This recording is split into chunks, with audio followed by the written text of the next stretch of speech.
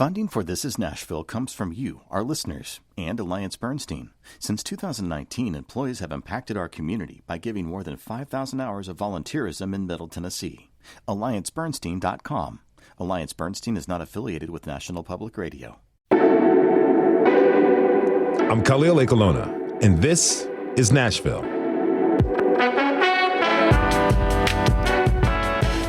Somewhere in our fair city, people are putting on the finishing touches on their outfits for tomorrow's Iroquois Steeplechase. It's a full day of horse racing in the sprawling green pastures at Percy Warner Park. Spectators will be decked out in sun hats, sundresses, and seersuckers to watch the horses sprint around the 3-mile track. Today, we'll learn about the history of this old Nashville tradition and explore the roots of equestrian culture in Tennessee. And we'll fast forward to the present with one woman who's part in an effort to make this an antiquated affair, more inclusive in modern-day Nashville. But first, financial institutions hoping to take action against climate change may no longer be able to do business with the state. That's after Tennessee's legislature passed a bill last week that would make it nearly impossible for banks to do business with the state if they divest from fossil fuels. To get a better understanding of what this means, we're joined by WPLN environmental reporter Caroline Eggers. Hey, Caroline. Hey, thanks for having me today. Pleasure to have you. So, I feel like divestment is one of those words that a lot of us have heard, especially more in the past decade or so. But truthfully, a lot of us don't really fully understand. What is divestment? So divestment is the opposite of investment. So when you divest, you're removing your investment capital from stocks, bonds, or funds. And it can be done for moral or financial reasons. And you see both of these in the fossil fuel divestment movement. So how has divestment been gaining momentum here in Tennessee? So right now it's most visible on college campuses. Both Vanderbilt and the University of Tennessee are leading divestment campaigns on campus. That's because students don't want university endowments to be invested in fossil fuel companies. What other type of institutions are in the game? So right now, if you look at the global data, faith-based organizations are leading this movement. They represent about a third of the institutions that have divested. After that, there'd be schools and philanthropic foundations. Okay, so break this down a little bit for us. What does all of this mean? So this bill is actually pretty simple. It says the state won't work with financial companies that say they won't work with fossil fuel companies. It's unclear what the state will consider as a financial institution. But it is also important to note that a version of this bill was considered in at least 7 states this year, and it passed in West Virginia in March. So during the Senate vote last week, Democratic Senator Jeff Yarborough expressed some of his concerns about the bill. I think it's a dangerous precedent for this body to set. We're deciding as a state to intervene in the market based on the private decisions of businesses that we don't have any authority to control, and typically don't use our coercive power to try to influence. But we're unquestionably doing that here. And it also is just an intervention in the free market that people oftentimes like to talk about positively here. So obviously Yarborough's warning didn't change the outcome of the vote. What does that tell us? Well, Republicans hold a supermajority in the state, and their policies are aligned with the fossil fuel industry. Legislature said this bill was about protecting the free market, which is something you typically hear when a legislature is trying to pass a pro-fossil fuel bill. So Texas has a similar law on its books. How has this played out there? So Texas has hit some snags while trying to implement this program. It's actually a little goofy. The state hired a financial firm to figure out which companies are divesting so that the state could boycott them. But the company they hired actually had a decarbonization goal. So that means this company that they hired was actually the exact type of company that Texas wants to boycott. Okay, I can imagine that's a big-time snag. So tell me, how will this affect the fossil fuel industry? It's pretty unclear right now what this means for the fossil fuel industry. They are happy that the bill passed. But as you know, Texas passed their bill last year, and they haven't figured out yet how to even implement it. What type of fears do investors have about the fossil fuel industry? So some investors have concerns about putting money into an industry that's causing the climate crisis. And they're also worried about their bottom line. If countries decide to actually get serious about climate change, then the industry could crash. Okay, so what's the message the Tennessee legislature sent this session on how it plans to tackle climate change? So our state legislature is not acting on climate change, and some of their bills could actively contribute to it. Caroline Eggers is the environmental reporter for WPLN. You can check out her article at WPLN.org. Thanks so much, Caroline. Thank you. We have to take a short break. When we come back, our guests will break down the history of the Iroquois Steeplechase ahead of tomorrow's event. Get ready to ride. And tell us your steeplechase stories. Tweet us at This Is Nashville. We'll be right back.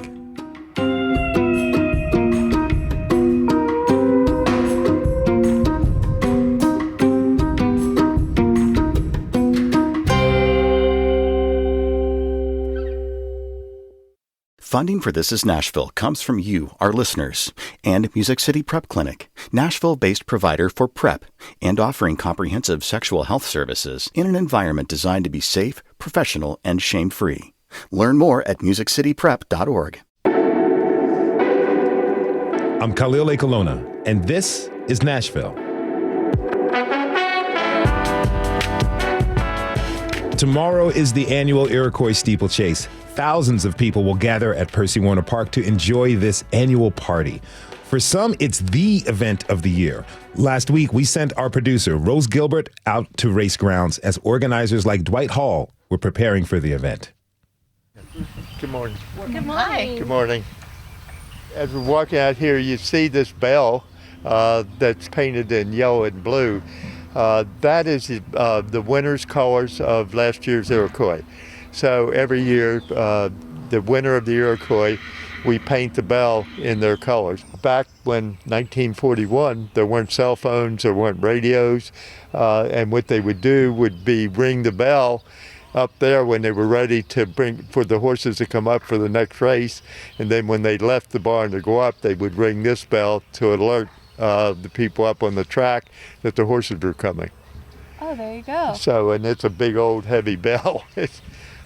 So that's the history of that. And the barn that we're walking through was actually built not for the steeplechase, but for the mules that were used to build the park, Percy Warner Park. Do y'all ever still ring the bell? Yes, we're up there, we don't down here, but up there when the horses leave, it's tradition we ring the bell. So we do ring the bell before every race. You can see the bell being rung on the Jumbotron. There you go. I guess this was a replacement for the Jumbotrons. Yeah, yeah. Okay, none of these back up there. These guys are that you see in loading things are putting up some of the rails on the racetrack. From here, we might want to go up to the racetrack, and I'll show you the turf. We think we got one of the best, finest turf courses in the country.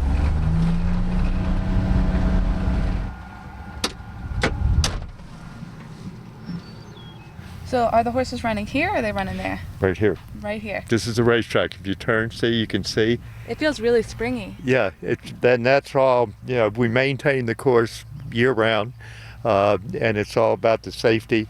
And I don't want to brag, but I guarantee if you walk out on Churchill Downs turf course, it won't feel anything like this. I promise, because I've been out there. Our producer is from Louisville. And so I don't know if she's allowed to agree with that hometown loyalty and all. But joining me now are a few people who know a lot about the history of this equestrian tradition. Bill Haggard is a field master from Mel's Foxhounds, and Stephen Haggard is an honorary whisperer at Mel's Foxhounds. Both are trustees for the Iroquois Steeplechase. Bill and Steve, welcome to the show. Well, thank you. We're excited about being here. Thank you very much. Really happy to have you both here. So let's start off with the basics. Bill, what is a steeplechase? Well, basically, it's an event that took place many, many, many years ago where the fox hunters would have a little game going on where they would take horses and race them from one church steeple to another. And this has been going on for hundreds of years now. And so it became more and more of a going concern. And so what you see today stemmed from that, but it came from the fox hunting world, from a fox hunting group. So is this event kind of like the Summer Olympics? And how is this one different? Well, I don't know if I'd call it Olympics, but it's a fun event to come to. Now they have great horses from all over the country. Coming to Nashville, to the Iroquois, which has been here quite some time. It's a big tradition for Nashville to come and race and see who's the best. Okay, we're going to see tomorrow. We're going to find out. So I think I understand what a steeplechase is now, but how is it unique to the one that's happening tomorrow? Steve? Yes. Well, we run under the auspices of the National Steeplechase Association, and they sanction about 30 meets a year, and they're divided into two parts of the year. We have the spring meets, and then we have the fall and winter meets. And the premier race for the spring, and that means that it has the most money and it is presents the finest accommodations, is the Iroquois Steeplechase. Of all the meets in the spring, this is the race that draws the very best horses because the most money is being offered to win, place, and show. And also, the participants can expect the very finest accommodations, the best track in the country, and the best hospitality. How much does the winning horse get? The purse for the Iroquois, which is a Grade 1 race, is $150,000, and the winner takes 60% of that. Okay, that is not bad. I'm going to have to try to figure out how to get involved with this. You know, I wonder how many races there will be tomorrow. Is it tournament style with one champion left at the end? Not at all. There are 6 separate races, each with their own purse, and they are each named separately, usually to honor somebody that's meant a great deal in the steeplechasing world. We have 3 graded races, and a race is graded by how much money is offered in the purse. You have to have a minimum of $50,000 for a Grade 3 race, a minimum of $75,000 for a Grade 2 race, and a minimum of $100,000 for a Grade 1 race. So we have a $150,000 race, a $75,000 race, and a $50,000 race. That's a lot of money.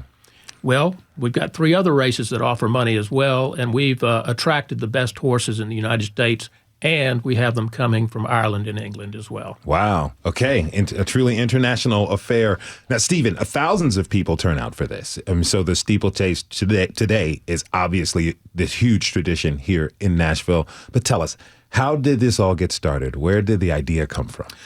Well, the first Iroquois steeplechase race was run in 1941, but the track construction on it was begun in 1938. And if you look back in history, in this country, we had a depression during that period of time.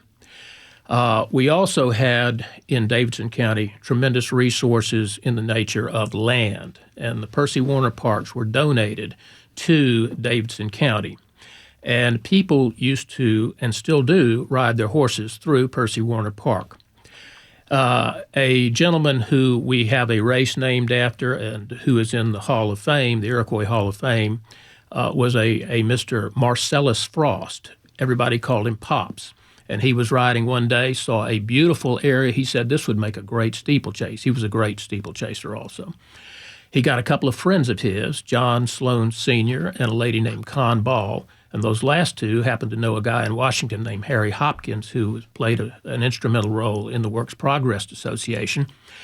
And guess what? The Work Progress Association was looking for projects to employ people that were unemployed. Mm-hmm. And they said, have we ever got a plan for you? And that was how the Iroquois steeplechase was built. And as one little side note, they presented plans, and the Works Progress Association said, that's too small. We'd like to deal in larger plans. They said, wait just a minute, we'll be back. And they presented a plan with 3 racetracks on it, and they said, yeah, that's more like what we're talking about. That's fantastic. Now, you're both fox hunters. Yes, we are. Yes. So Bill, tell me, what's so special and how does the fox hunting tradition, what's so special about that in this race? Well, what is, they have a history together because it was really originated from the fox hunting groups. And so we love the fox hunting side of it. And that's what we do during the winter months is we fox hunt. And then when the spring takes place, that's when the steeplechase takes place and horse shows and things of that nature. So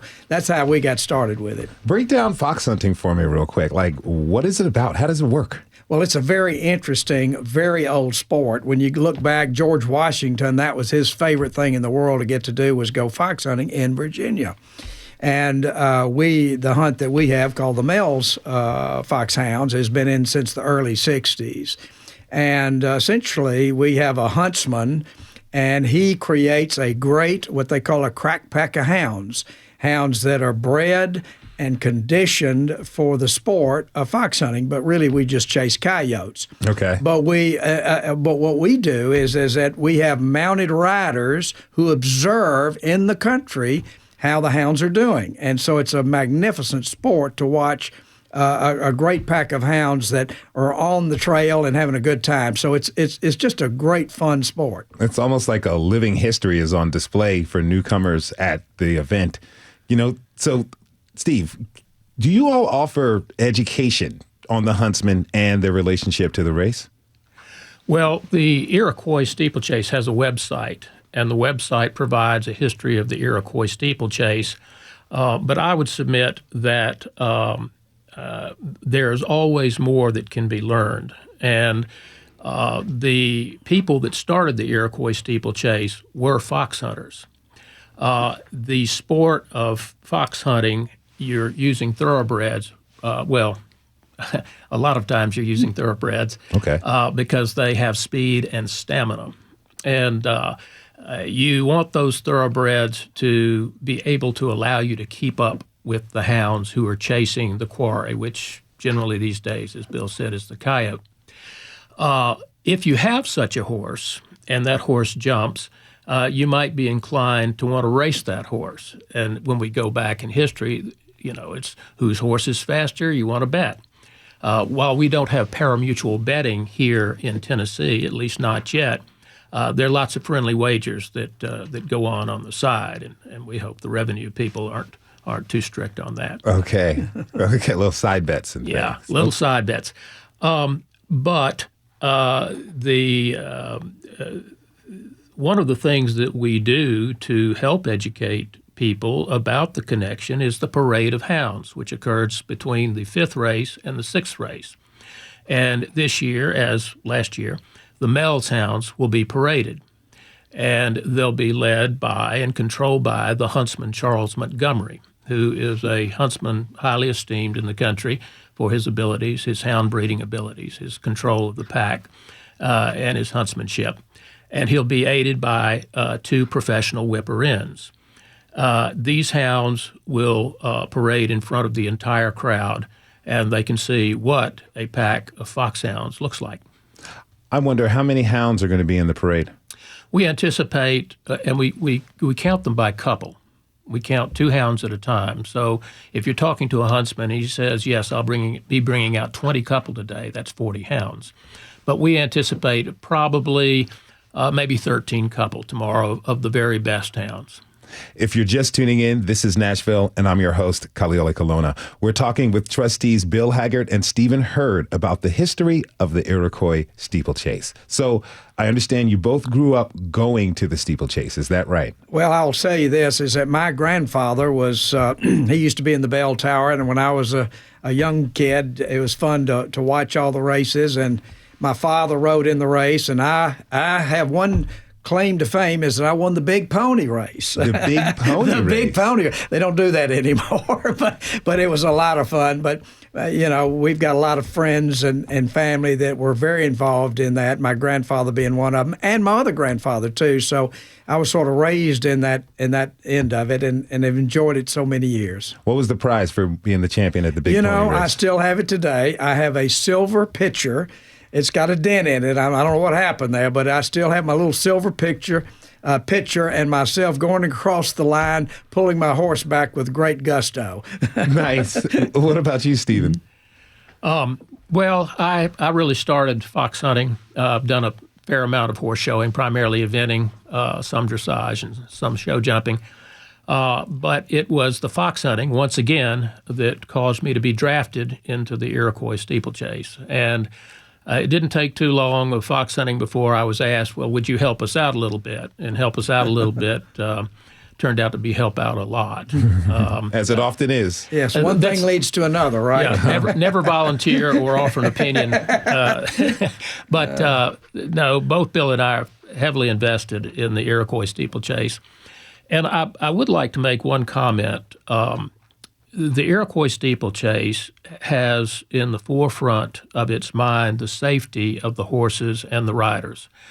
To that end, we have over 100 people that are out there, professionals that have volunteered simply and totally for the safety of the horses and the riders alone. No other jobs. That's what their duties are.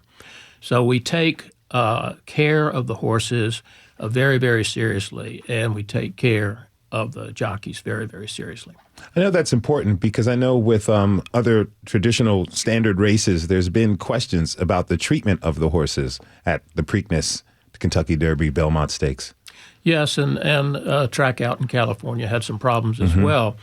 That is why we keep a track that it costs a great deal of money to keep it up, but it is the safest track because it provides a virtual carpet of padding for the horses. We also are very, very strict about the care of the horses. There are rules that govern how the horses can be treated and what constitutes mistreatment. And we have stewards that are on the grounds, 3 of them, that will be observing how the jockeys perform. And if there is any sort of mistreatment, they're liable to be fined and sanctioned. But as far as the horses are concerned, we provide 2 cool-down areas for these horses after they've finished the race, and we have not had a heat-related problem in years.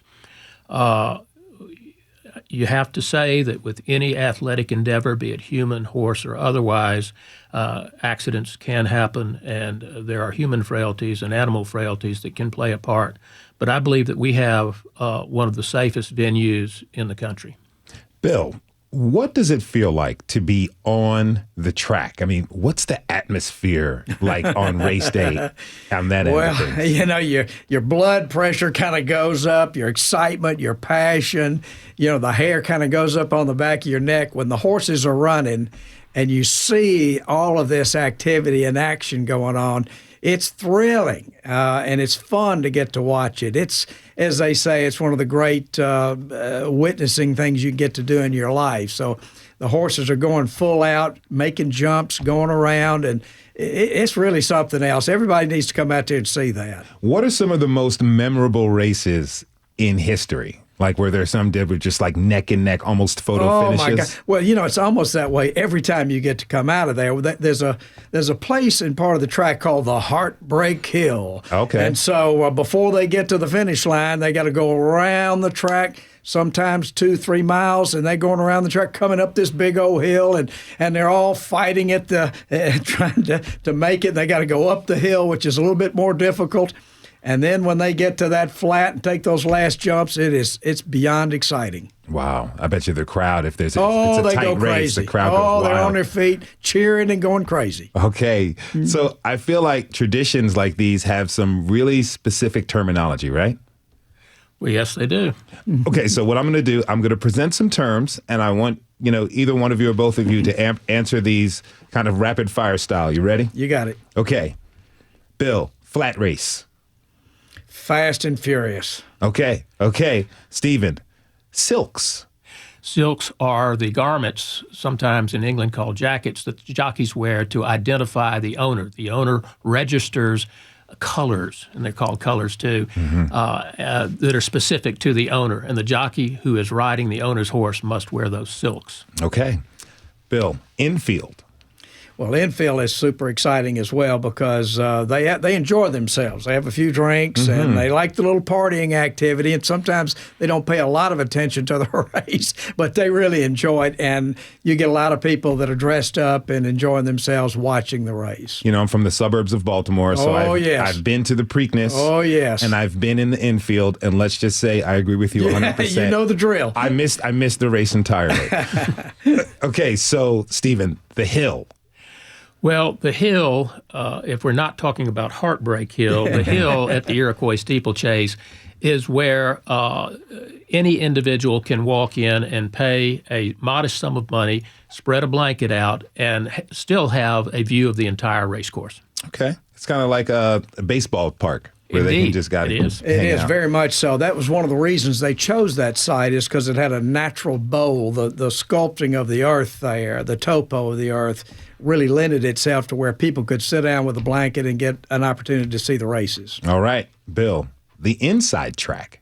Oh, the inside track. Well, that's one I went on myself, and I thought I was going to have a heart attack the first time I ever did it as a kid. It's again, fast and furious, and it's something else to watch. It's just something you got to see. We are definitely really excited to see this all. I want to thank you both for being here. Oh, what a pleasure. Thank you very for much. letting us come. Very much appreciate it. Iroquois Steeplechase trustee Bill Haggart and Stephen Hurd. Again, thank you both for being here. Our pleasure. Thank you.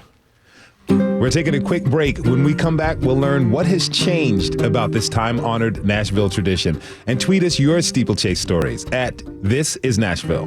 We'll be right back. Thank you, man.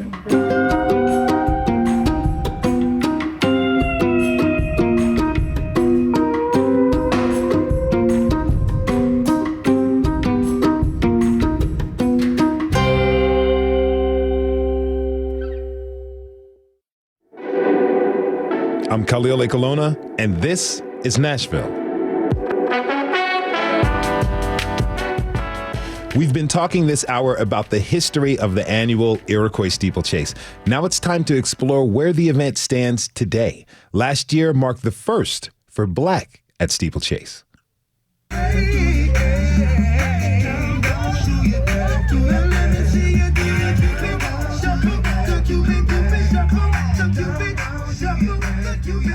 Tariva Parham was one of the organizers of Black at Steeplechase. She joins me now. Tariva, welcome to the show. Thank you for having me. So if you take a look at horse racing events, you may not see a lot of African-American representation, but that's not really the whole story. Tell me about the involvement of African-Americans in the steeplechase over the course of history.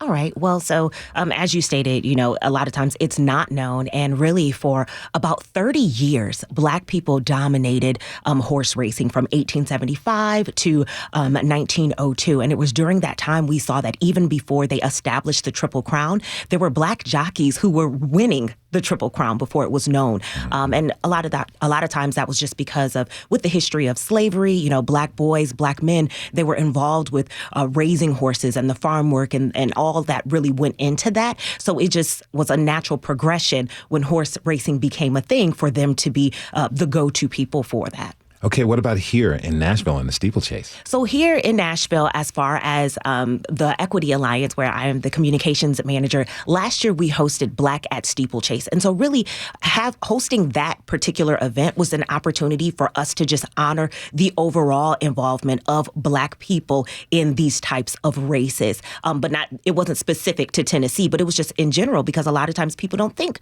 about Black jockeys and the roles that they may have played. So tell me, where was the idea for Black at Steeplechase born? Yeah, so the idea came from our co-founders, Tequila Johnson and Charlene Oliver, and it was just an opportunity because we know the history of Steeplechase and it's a premier event. It's the rites of passage for spring, but just wanting to say, hey, there's an opportunity here to involve Black people. Let's promote inclusivity. And, with that, with 2020 and 2021, we saw a lot of opportunities for Black people. Organizations and companies were opening doors to Black people. So we saw this as an opportunity to go into a place where we really typically have not been and to experience that. Okay, so you have this idea and this plan.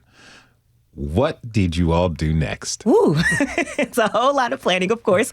Contact, Steeplechase to see, hey, what does it take to get a tent? What does it take to, are there any permits, or what's the work that needs to go in order to pull it off? And so we were able to work with a number of vendors. Some of those were Yay's on Jefferson. It's a restaurant now, but at that time it was just a catering business. And so Charlotte, she owns that. So we partnered with her for the food. We had a DJ. We were able to partner with Uncle Nearest Whiskey. They were our whiskey sponsor, and the Black Beer Experience, which is an organization here that, just exposes Black people to beer in a new way.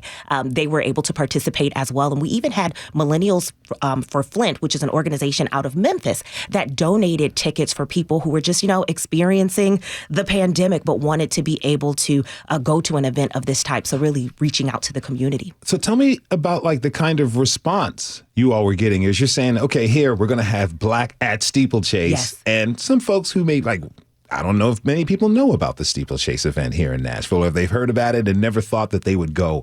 Talk to me about the kind of response you were getting from people as you all were telling them about this idea. So the response was great. And the reason that is because we were able to explain this is Steeplechase and this is why you should be here. Not just because of the outfits, not because of the sundresses and the hats and the seersucker suits, but really Black people have a legacy in horse racing. And so let's honor that. Let's honor our ancestors. Let's honor, the Black people to come. A lot when it started, definitely Black men. But in the 1970s, Cheryl White was a Black woman who started as a teenager, and she started winning races. And while she never got a Triple Crown, she won in her 21-year history. She won over 750 horse races. Wow, that's a lot. So it really was an opportunity to say, hey, you may not know about Steeplechase, or maybe you thought it wasn't for you, but this is why you belong. This is why there's a place for you to go and to enjoy, the grandeur and the opulence and all of that, and enjoy it and really embrace it.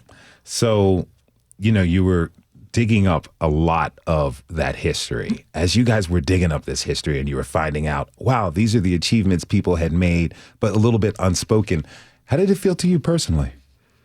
Personally, it was amazing. It was almost refreshing in a way, because so much about Black history, among Black people, we say a lot, Black people built America, but to really uncover, well, hey, we built America, we built horse racing, and to know again that, yes, what started out when our people were enslaved then became something that they could be awarded for. And then we also know that they also faced a whole lot of opposition. So that's extremely disheartening to see that sometimes the jockeys would get boxed in, and they could sometimes die because of the injuries, just because of the hatred that they were receiving as a part of this. And so there was a period of a blackout where Black people did not participate. So that was disheartening, but also it wasn't surprising when we look at the history of America. Question for you real quick. Are you from Nashville? No, I'm not. I am from the cornfields of Illinois and now living, of course, in the music notes of Tennessee, but I'm originally from Rockford, Illinois. Okay.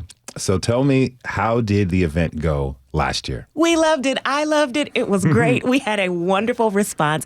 We had over 75 people who purchased tickets. And then, of course, you get the folks who drop in. The outfits were on point, just a wonderful mood. It was a great day. It was hot, but I loved it. So the weather, it wasn't rainy and it wasn't cold. And it was great to see the hounds race, to see the horse races, and just to be a part of something that I hadn't been a part of before. So although we're not doing it this year, we do look forward to future years that we would be able to bring back Black at Steeplechase. Well, tell me about the plans for your future years. Okay. Well, right now, I'll say that right now we don't have a current year that we plan to return. This year, we're actually focusing on our Black Women's Empowerment Brunch that will take place in July. So that's where our attention has been this year. But based on the first year, based on the success of that, based on just, working with the team at Steeplechase and working even with our partners, it definitely set the tone for something that we would want to do in future years.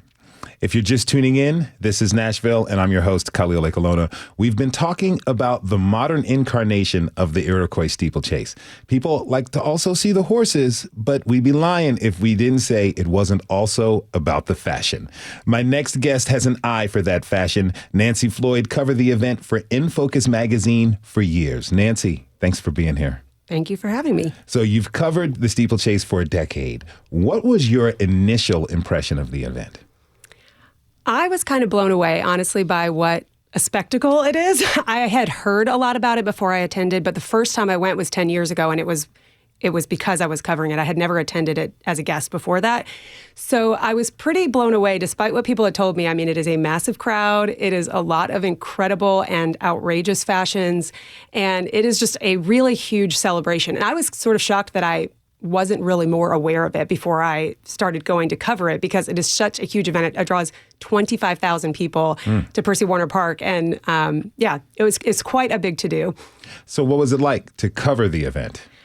Exhausting, actually. We were talking about this before we started recording, that I'm going to go tomorrow, and this is my first time ever attending just as a guest. And I've been having like anxiety dreams all week, thinking of the things that need to be done, because in the past it was just such a massive undertaking. I was working as editor-in-chief of InFocus, so we would have a team of 8 people that were out there covering it, photographers and reporters.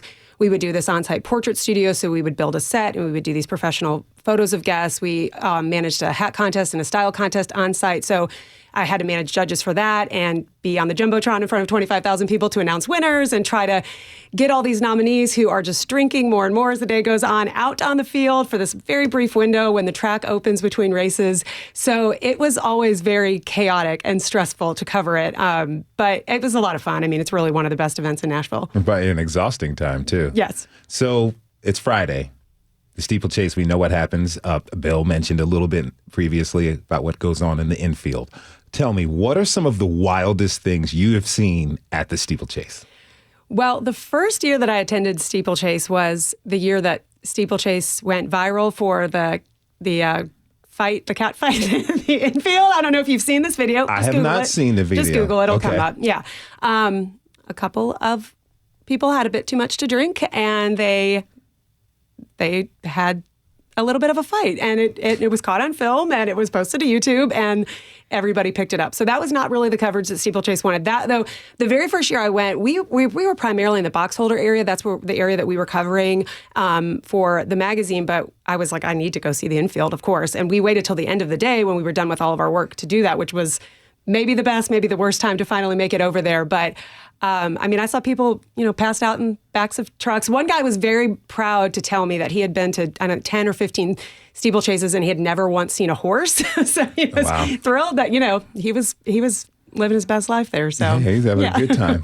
Now, Tariva Parham is still with us. So did you see people taking it a little bit too far as like their alcohol intake at last year's races? I did. I would say I won't say that they took it too far, so it didn't go there. But we did see people, come on over to our tent, being very zealous, and having clearly taken a lot to drink and not enough to eat. So we saw that, but it wasn't anything that took away from us enjoying the event ourselves. But definitely, I would say there was a very festive, mood for everyone in attendance. I'm wondering, Nancy, how does the day go down? How early does it get started? Well, if you're in the infield, it gets started very early. I think the gates open at 8 a.m. because all the infielder, they're in the infield, so they have to get in early because they have to be able to close the track. So they start getting there at 8, which is part of the problem because they start drinking very early as well. The opening ceremonies, I think, start around noon or 12:30, and the first race is at 1. Traditionally, there's been 7 races this year. This year and last year, I think they combined 2, so there's 6 races. And then between every race, there's some sort of activity. They do stick horse races for the kids. Bill and Steve mentioned the Parade of the Hounds, which personally is my favorite part of the entire day. That is great.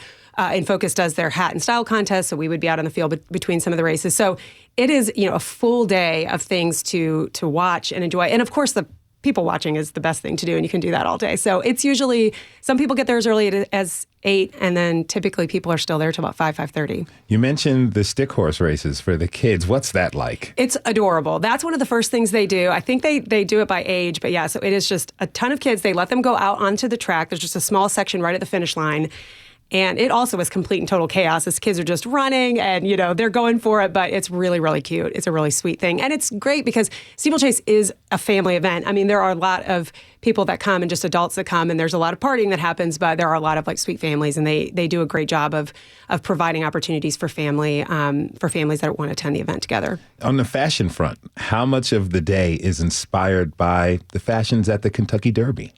I would say largely. I think that there is a lot of inspiration that's drawn from the Kentucky Derby. I mean, hats are such a huge part of the Iroquois Steeplechase, and women start planning their outfits months in advance. There is a official milliner of the Iroquois Steeplechase. Her name is Christine A. Moore, and she's also the official milliner of the Kentucky Derby.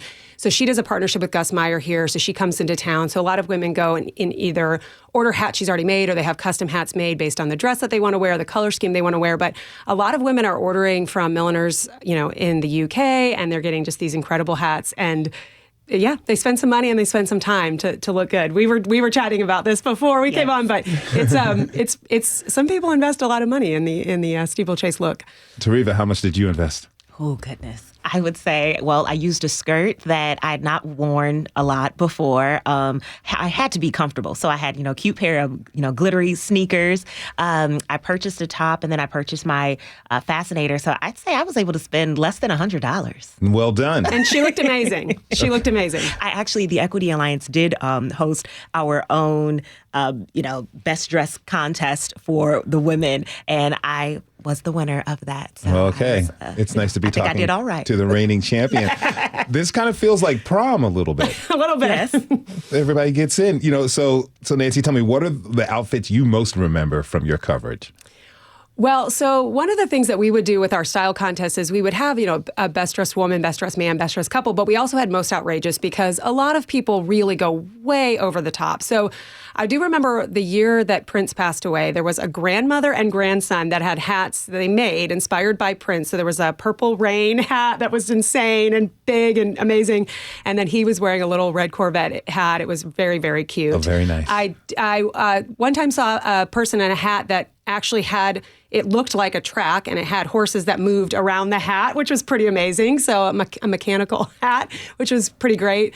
Those are two that really stand out in my memory from the last 10 years. So Nancy, I understand that you're planning to attend as a fan, as you mentioned.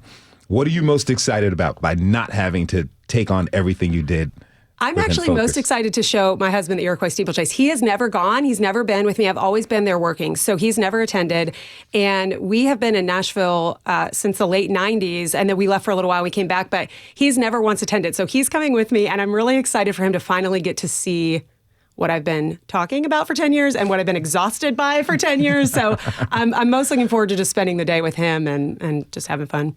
I have to ask you, what will you be wearing? Okay, I knew you were going to ask me this, and the answer is I still don't know. What? I know. I have options, but I am one of those people who I love and appreciate the hats that everyone wears. I think it is a little absurd to spend that much money on something you literally can only wear one time. So I have some hats I borrowed from some very kind friends. I have a couple fascinators I ordered that were affordable online. I have a lot of dresses that I just own. So I was trying on outfits last night for my husband, trying to figure this out. So I will make a decision, I don't know, by 11 a.m. tomorrow morning when I leave my house, that's for sure. So, and you're going to look sharp. Will you promise to send us pictures? I will send you photos. I will post them on social media too, so everybody can see what I wore. But now I feel pressure. I'm not going to be best dressed. I'm not going to win. I'm not going to look as good as she did last year. What do you think, Tariva? I think that whatever she chooses, that it will be great. Hopefully she's, going to demonstrate some nice pops of color. I say be colorful this year. For sure. All right. Now, Nancy, real quick, what do you have to say to people who have never been to the races?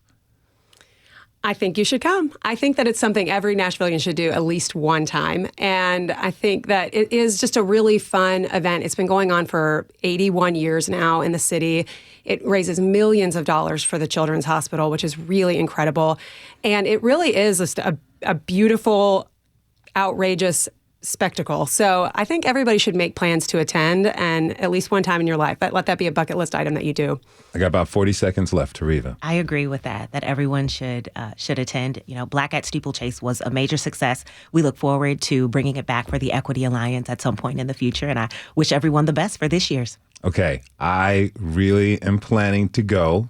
I can't go tomorrow because I've got a big schedule ahead of me. But hearing you all talk about it, hearing the excitement, okay, next year I'm planning to go. But I will do this. I will start working on my outfit for next year. And I guarantee you, it's going to be quite outrageous. I don't doubt that. Mechanical. Yeah, mechanical. We want movement. We want movement in that hat. Okay, I wonder. Okay, color schemes. What should I do? Bright. Bright. Bright. Bright, spring colors. Yeah. Lots of color. color wins the day for sure. That's what we're going to do. That is Nancy Floyd, formerly of In Focus magazine. She was joined by Tariva Parham, organizer of Black at Steeplechase. Thanks to you both for being with us. Thanks for having us. This was fun. All right, it's Friday. That means it's time for us to hop out of the studio and ride shotgun with a fellow Nashvilleian. But this time, we're not getting into a car. In honor of the steeplechase, we're hopping on a horse. We sent producer Rose Gilbert to ride a horse. My name is Lisa Conto, and I'm the assistant trainer here at Blackfriar Farm.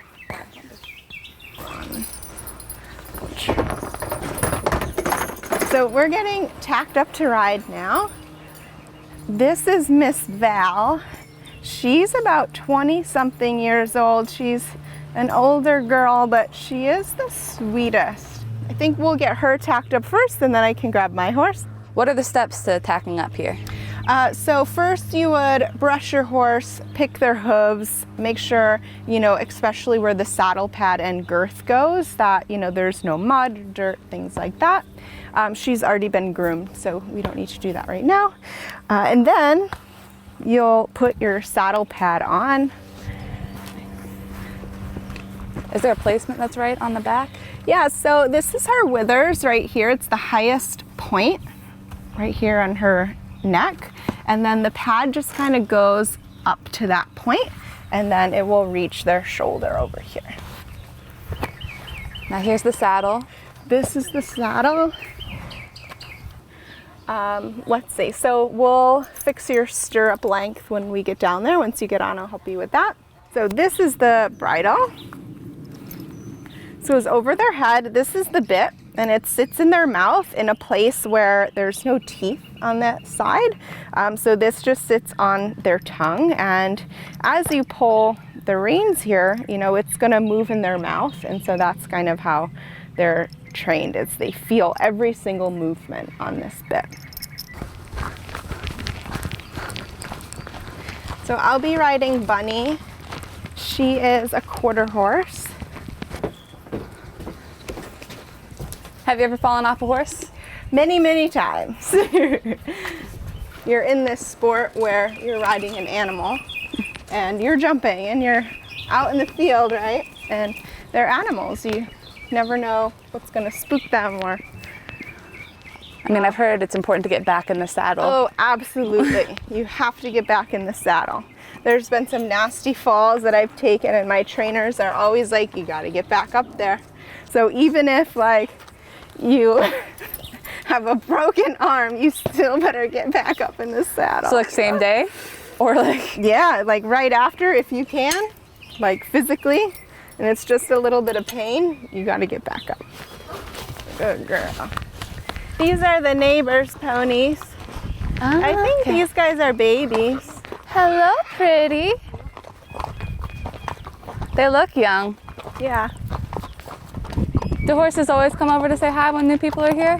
Mm-hmm. They're curious, and they're very social animals. So they know who's in their pack and who lives across the way. These horses, they have a lot of mirror neurons, and so if whatever you're feeling, they can take on. So you actually, in order to have a really good relationship and have them be calm, you also have to be calm. So the old thing that horses can smell fear, there's some truth to that. Oh, absolutely. If you're scared, they know it. They know everything, everything you're feeling. Being around some of the people who've been here a little longer, how do they feel about the connection between the countryside here in Nashville? Does it feel distant to them, or does it feel interconnected?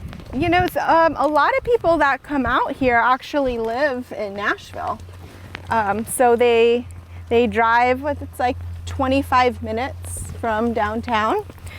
So they make the drive out, and so I think it's also a little getaway for them too. Get out of the city, come into the country, and get on your horse.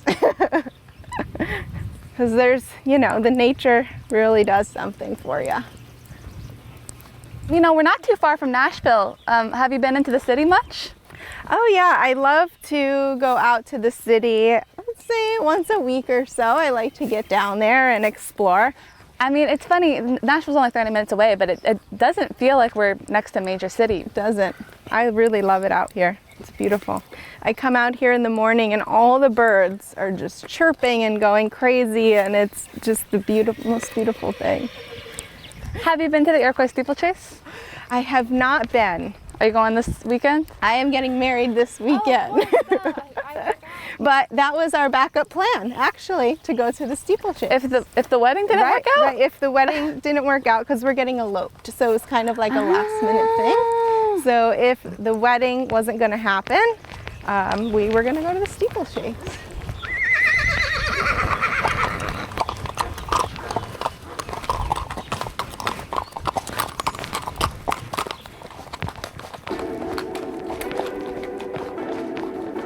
Thanks for tagging along with our producer, Rose Gilbert, for that horse ride. That's it. I'm going to Steeplechase. Maybe I'll see y'all there. We want to thank everyone who tuned in this hour. We're kicking off next week with an episode on sexism in country music. Then Tuesday, we're going back in time to 1961 on the day Nashville students joined the Freedom Riders. Tune in. This is Nashville is a production of WPLN News and Nashville Public Radio. Listen back at thisisnashville.org or wherever you get your podcasts. Our producers are Steve Harush, Rose Gilbert, and Tasha A.M. Limley. Our digital lead is Anna Gallegos Cannon. Michaela Elias is our technical director. Our executive producer is Andrea Tudhope. The masterminds behind our theme music are Larange and Namir Blade. Special thanks to Janice Robinson. The conversation doesn't end here. Tweet us at This Is Nashville. Find us on Facebook and Instagram, and tell us what you want from our show by filling out our quick survey online. This is Nashville. I'm Khalil Ekalona. We'll see you on Monday, everybody. And be good to each other.